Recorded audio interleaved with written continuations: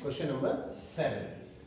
Question number 7 में जो condition है, पहली कंडीशन तो ये है, the difference of the squares of two number is 180। The difference of the squares of two numbers is 180। दो नंबर के स्क्वायर्स का डिफरेंस कितना है? 180। सेकंड कंडीशन है, the square of the smaller number is 8 times. The square of the smaller number is 8 times the larger. ये दो condition, it 8 times is 8 times the larger number and we have to find both the numbers। यानी दोनों numbers find करने हैं। अब दोनों numbers में से एक छोटा है, एक बड़ा है, एक स्मॉलर है, एक लार्जर है। तो हम सॉल्यूशन करना शुरू करना है। Let the larger number be, let the number be x। मैंने कहा बड़ा नंबर x है and the smaller number be y। Smaller number को मैंने मान लिया y। अब पहली कंडीशन देखो, ये क्या कह रहा था? Difference of the squares of two numbers is 180। यानी इन दोनों के स्क्वायर्स का जो डिफरेंस है वो कितना है? 180। तो बड़े वाले के स्क्वायर में से छोटे वाले का स्क्वायर माइनस करना पड़ेगा। सर बड़े वाले में कौन सा है? Larger number x। भाई बड़े वाले के नंबर में से छोटे वाले का स्क्वायर माइनस करोगे तभी तो 180 आएगा। छोटे में से बड़ा करोगे तो नेगेटिव आएगा। हाँ, छोटे में से बड़ा करोगे तो नेगेटिव आएगा। समझ में आएगा? तो बड़ा नंबर है एक्स स्क्वायर। कंडीशन फर्स्ट, बड़े वाले के स्क्वायर में से यानी एक्स का स्क्वायर, उसमें से माइनस करेंगे छोटे वाले का स्क्वायर। छोटे वाला है वाई। बड़े वाले के स्क्वायर में से छोटे वाले का स्क्वायर माइनस किया, कंडीशन आ गई 180। ये हमारी फर्स्ट इक्वेशन। अब सेकंड इक्वेशन क्या कह रही है? सेकंड कंडीशन मुझे कह रही है, the square of the smaller number is 8 times the larger number. The square of the smaller number is 8 times the larger number. तो स्मॉलर नंबर क्या है? y।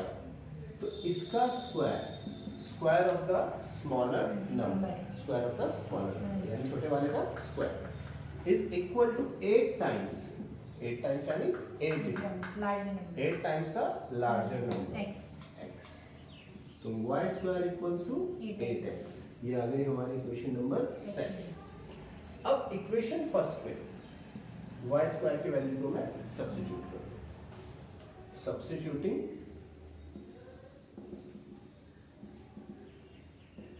the value of y square in equation first। इसे equation first में substitute कर दो, तो ये बनेगा हमारे पास x स्क्वायर ऐसे ही है माइनस y स्क्वायर की जगह 8x is equal to 180। Plus का 180 इधर आया तो माइनस का 180। अब इस 180 के ऐसे फैक्टर जिन्हें माइनस करेंगे तो 8 आ जाए। मैं शॉर्ट में कर देता हूँ। 180 का मतलब हुआ 18 into 10। 180 के लिए यही होगा, और 18 माइनस 10 कितना होगा? 8। तो एक्स स्क्वायर नेगेटिव साइन ऐसे, 18 minus 10 into x minus 180 equals to 0। X square minus 18x minus into minus plus 10x minus 180 equals to 0। x यहाँ से कॉमन ले लीजिए, x माइनस 18, 10 कॉमन ले लिया, x माइनस 18 इक्वल्स टू 0, या x plus 10 और x minus 18 equals to 0। अब इसमें ऐसा तो कुछ नहीं दिया है कि कोई पॉजिटिव या नेगेटिव है ना? तो देखो दोनों चेक करेंगे। Put x plus 10 equals to 0, तो x इक्वल्स टू माइनस 10। अगर x माइनस 10 आ जाता है तो y कितना आएगा? देखो y स्क्वायर इक्वल्स टू क्या है? 8x, है ना? इसमें थोड़ा आसान पड़ता है। So y square equals to 8x 8 x की जगह रखा -10 80 माइनस 80 और माइनस का 80 मतलब नॉट पॉसिबल। क्यों? किसी भी नंबर का स्क्वायर नेगेटिव नहीं आ सकता, या फिर वही आपको जो बात बताई कि अगर मैं y निकालूं तो नेगेटिव आ जाएगा, वो नॉट पॉसिबल। ठीक है, तो यहाँ पर नॉट पॉसिबल के लिए ऐसे करें। अब दूसरा वाला फैक्टर करते हैं। दूसरा वाला factor, put x minus 18 equals to 0 80, यानी इस बार लार्जर नंबर कितना है 18। अब स्मॉलर नंबर के लिए, now y square equals to 8x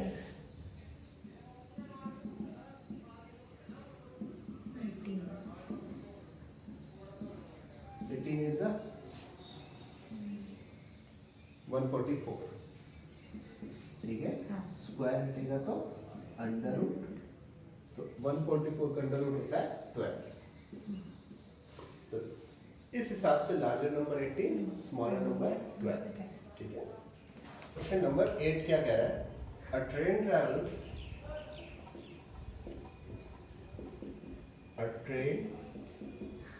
travels 360 kilometre at uniform speed.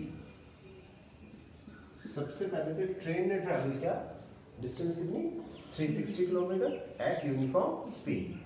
अब सेकंड चीज क्या कह रहा है देखें, if the speed have been 5 kilometre per hour more. Second condition, if the speed have been 5 kilometer per hour more, 5 kilometer per hour more, then it would have taken 1 hour less. Then it would have taken 1 hour less for the same journey. आज मैं इसे गलत तरीके से करूँ, for the same journey।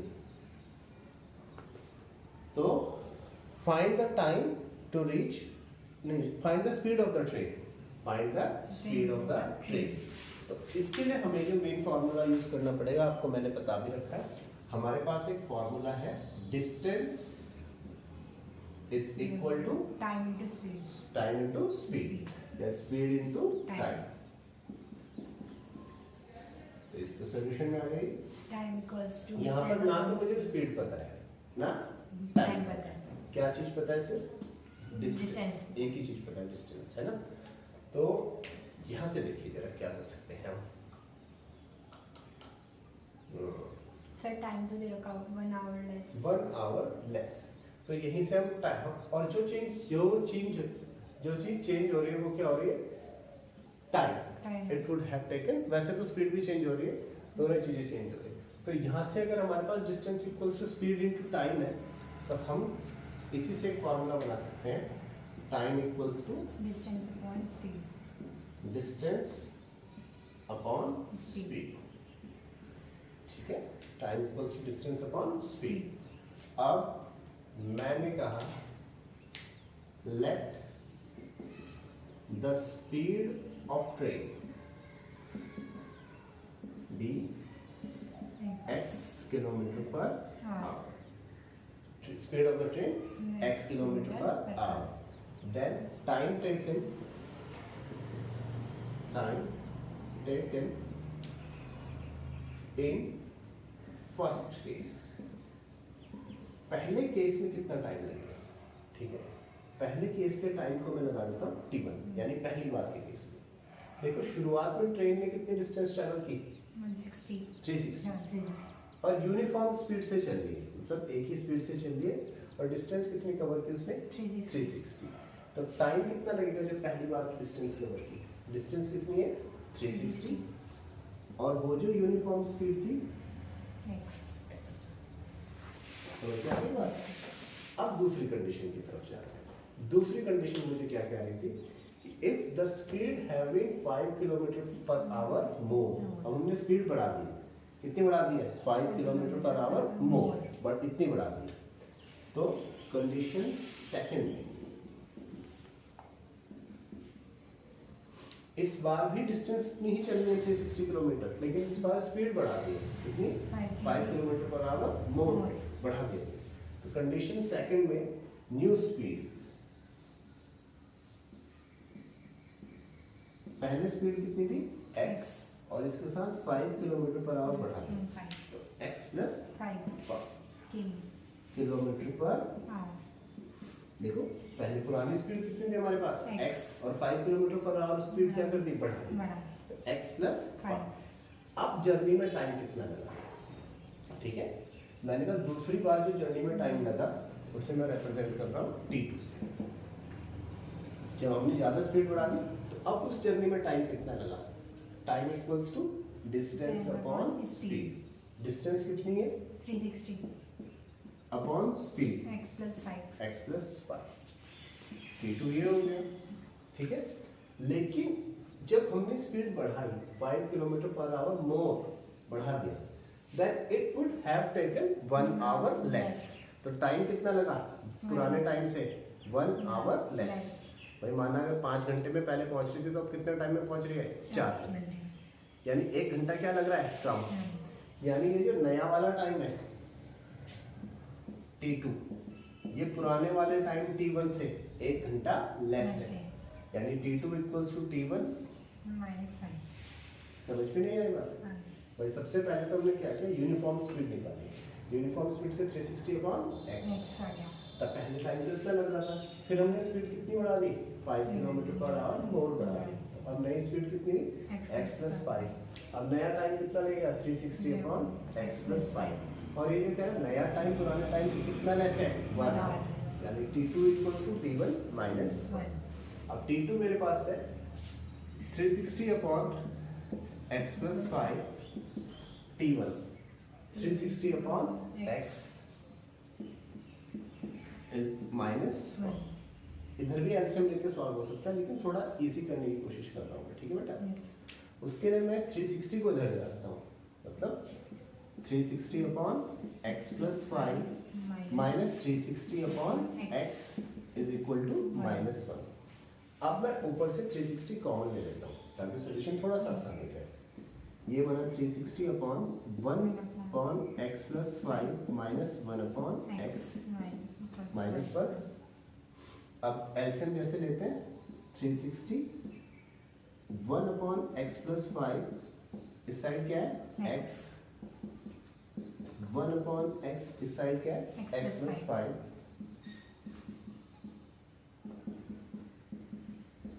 Is equal to minus 1। जो मिल गया 360 अपॉन x और x plus 5 minus x plus 5 upon x plus 5 is equal to minus 1। अब फिर से डिनोमिनेटर सेम है, न्यूमरेटर को सॉल्व करना है। इसे जब हम सॉल्व करते हैं तो ये हमारे पास आएगा 360 x प्लस 5 डिनोमिनेटर,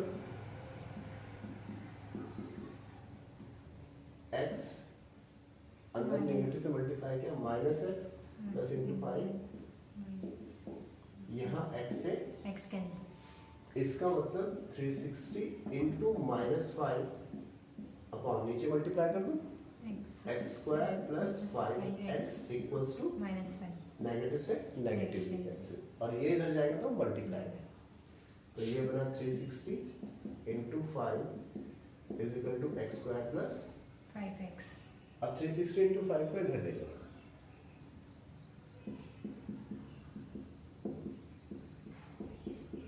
अब देखो एक तो हम मल्टीप्लाई करके कर सकते हैं, मल्टीप्लाई करके एक नंबर लाओ, ठीक है, फिर उसको सब्ट्रैक्ट करके 5। एक दूसरा भी मेथड में बताता हूँ, देखो मल्टीप्लाई करने के बजाय 360 के फैक्टर कर लो, ठीक है। तो 2 से किया 180, 2 से किया 90, 2 से किया 45, 3 से किया 15, 3 5 से 5 हो गया 5, और इसके साथ एक मल्टीप्लाई किसके होने दी 5, यानी एक 5 और आना चाहिए था। मेरी बात समझ में नहीं आ रही? और सब्ट्रैक्ट करके कितना लाना है 5। तो देखते हैं 3 3 are 9, 5 are 10, 9 5 are 45, 45 और 5 2 are 10, 2 are 20, 2 are 40, 45 और 40 आ गए। ठीक है, अब इसको स्प्लिट कर दीजिए, x square plus 45 minus 40x minus 360 into 5। यहाँ मैं मल्टीप्लाई करके भी नहीं लिखा क्योंकि फैक्टर तो यही है। X square plus 45x minus 40x minus 360 into 5 equals to 0। First two term से x कॉमन, x प्लस 45, यहाँ से क्या कॉमन आएगा? 5, 40 ले लीजिए कॉमन, x प्लस 45। ठीक है, अब हमारे पास फैक्टर 5 का आ गया। जब आप 40 कॉमन लोगे तो यहाँ से तो 40 कॉमन आ गया। 360 से जब 40 लोगे तो 9 आएगा और 9 5 जा 45।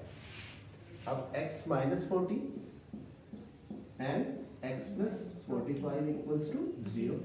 फिर से इन्हें 0 के इक्वल रखो। जब मैं इसे पुट करता हूँ x माइनस 40 इक्वल्स टू 0 तो x कितना आ जाएगा? 40 किलोमीटर पर आवर।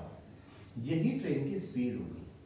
दूसरे वाले को देखो, वो क्यों नहीं होगी? x हाँ प्लस 45 इक्वल्स टू 0 माइनस 45 और नेगेटिव स्पीड नहीं होगी। ठीक है, ट्रेन की स्पीड अगर नेगेटिव क्यों होगी? नेगेटिव का मतलब तो पीछे की तरफ चले। ठीक है, कॉपी कर लीजिए।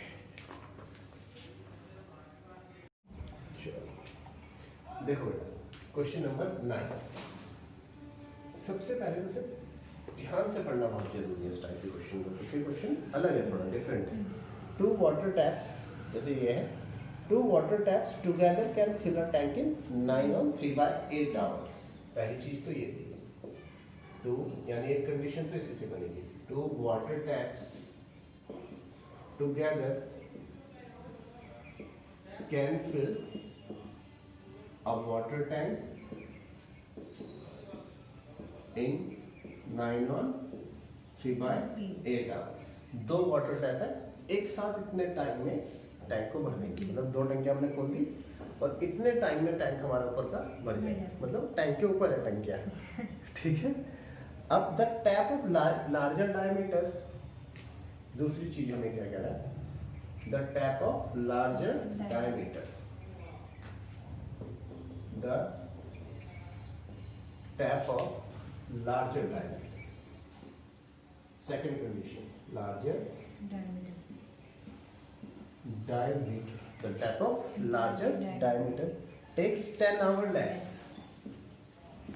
takes 10 hours less smaller than the smaller one one to fill the tank to fill the tank separately, to fill the tank separately।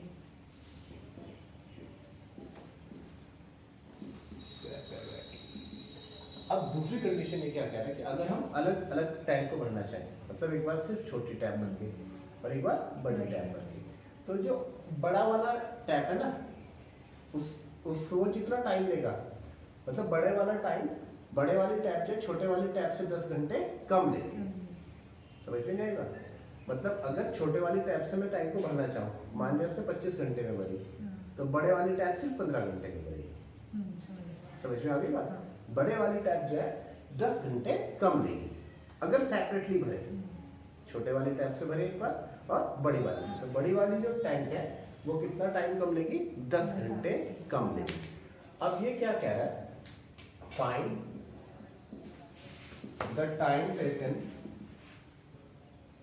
find the time taken by both the taps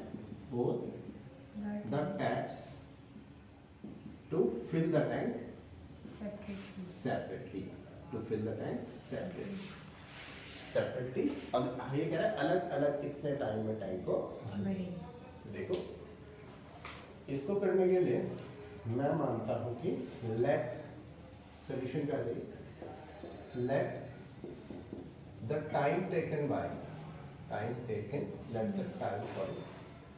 let the time taken by smaller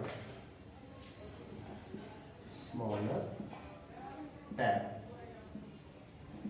to fill the tank, to fill the tank b x। मैंने क्या माना कि छोटी टंकी जो है वो x hours में भर देगी। छोटी टंकी कितने घंटे में भर देगी? x hours. ठीक है, तो the time taken by larger tap, larger tank तो कितने घंटे में भर देगी? x minus 10। x minus 10, क्योंकि जो लार्जर टैप है वो कितना टाइम ले रही है? 10 आवर लेस ले। तो ये कितने में भर देगी? x minus 10 आवर्स में। वेरी गुड, समझ में आ गई बात? अब इसमें जो यहाँ पर ही ट्विस्ट है इस क्वेश्चन को करने का, नहीं तो इक्वेशन नहीं बन पाएगी। यहाँ पर यूनिटरी मेथड यूज करना है। यूनिटरी मेथड क्या? देखो, अगर हम कहें कि एक टैप को 2 घंटे में भर देती है, तो 1 घंटे में कितना पोर्शन भरेगा? 1 घंटे में आधा, उसका हाफ। भाई एक टैप है, किसी टैंक को 2 घंटे में भर दे रही है, तो 1 घंटे में कितना पोर्शन भरेगा उसका? आधा। अगर एक टैप को 3 घंटे में भर दे रही है, तो 1 घंटे में कितना पोर्शन भरेगा? 1/3। अगर एक टैप को 4 घंटे में भर दे रही है, तो 1 घंटे में कितना भरेगा? 1/4। 1/4 भर जाएगा। तो ऐसे ही अगर एक टैप x आवर्स में भर रही है, तो 1 घंटे में कितना पोर्शन भरेगा? हाफ। जब 2 घंटे में भरा था तो कितना? 1/2। जब 3 घंटे में भर रही थी तो 1 घंटे में कितना पोर्शन भर रहा था? 1/3। जब 4 घंटे में भर रही थी तो 1 घंटे में कितना पोर्शन भर रहा था? जब एक टैप x घंटे में भरेगी तो कितना पोर्शन भरेगा? 1/1 नहीं, 1/x। नहीं आई मेरी बात समझ में? वही जब एक टैप 2 घंटे में टैंक को भर देती है, तो एक घंटे में 1/2 पोर्शन भरता है। एक टैप 3 घंटे में भर देती है, तो 1 घंटे में 1/3 भरती है। एक टैप जब x घंटे में भरती है तो 4 आवर्स में भरती है, तो 1 आवर में 1/4 भरेगी। जब एक टैप x आवर्स में भरती है तो 1 आवर में कितना पोर्शन भरेगी? 1/x। ऐसे ही एक टैप जब x minus 10 आवर्स में भरती है तो 1 आवर में कितना पोर्शन भर जाएगा? 1/x minus 10। इसमें ये यूनिटरी लगाना बहुत जरूरी है, ठीक है, तभी इक्वेशन बन पाएगी। तो यहाँ पे मैं लिख देता हूँ। तो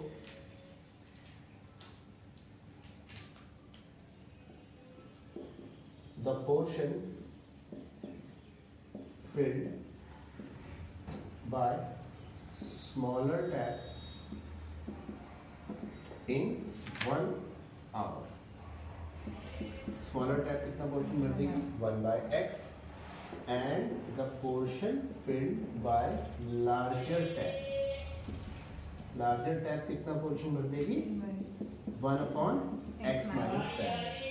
और जब इन दोनों को एक साथ चला दें, end portion of the tank filled in 1 hour by both. अगर मैं दोनों को एक साथ चला दूं तो 1 घंटे में कितना पोर्शन भरेगी? ये 1 घंटे में इतना पोर्शन भरती थी और ये 1 घंटे में इतना पोर्शन भरती थी। तो दोनों की दोनों कितना भर देंगी? 1/x plus 1/x minus 10। समझ में नहीं आएगा? ये 1 घंटे में कितना पोर्शन भर देती थी? 1/x।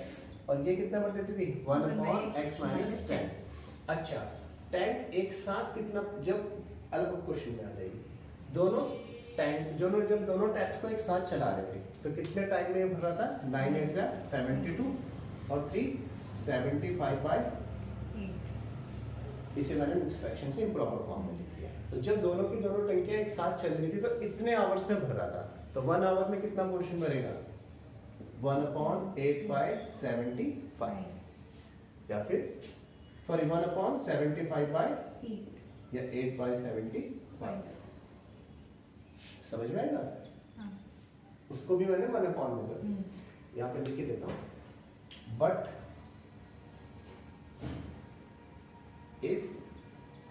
both of the taps can fill the tank in कितने टाइम में? 9 8 जा 72 और 3 75/8 आवर्स में बढ़ती हैं जब एक साथ चला रहे हैं। सो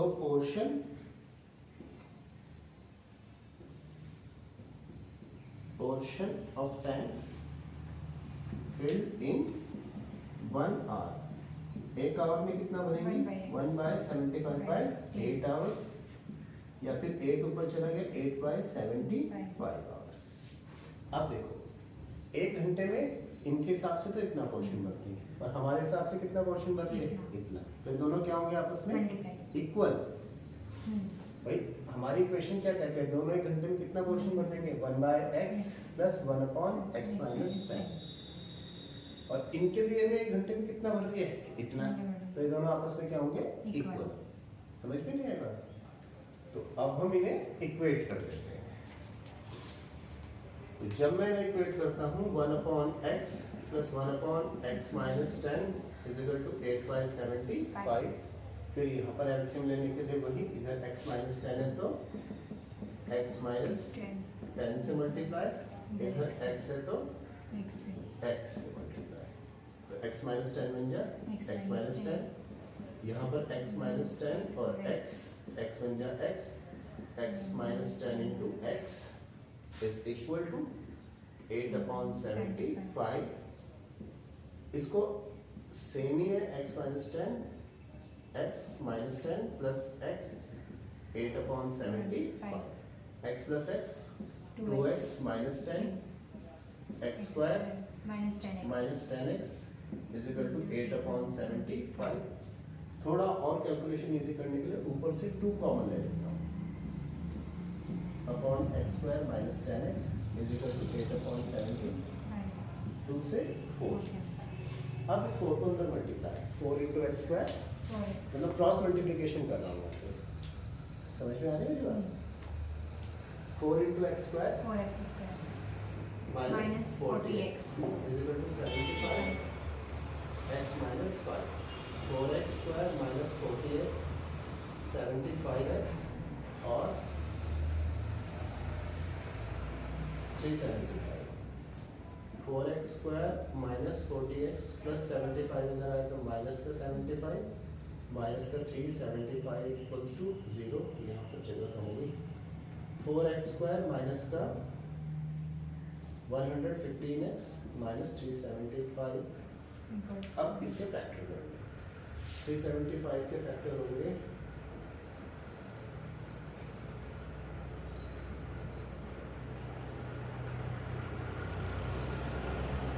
375 के फैक्टर तो ये है और दोनों के फैक्टर होंगे 2 into सब माइनस से सब्ट्रैक्शन करके लाना है 150। नहीं माइनस, सॉरी माइनस का 375 इधर आएगा तो ये पॉजिटिव हो जाएगा, प्लस करके लाना है 115। तो 115 लाने के लिए 5 3 जा 15, 5 5 जा 25, 2 जा 50 और 5 5 जा 25, 2 जा 50, 2 जा 100 और 15 आएगा इसके फैक्टर। तो ये बना 4x square minus 100 plus 15x plus 375 equals to 0। या 4x square minus 100x minus 15x plus 375 equals to 0। 4x common x minus 25, 15 common x minus 25 equals to 0।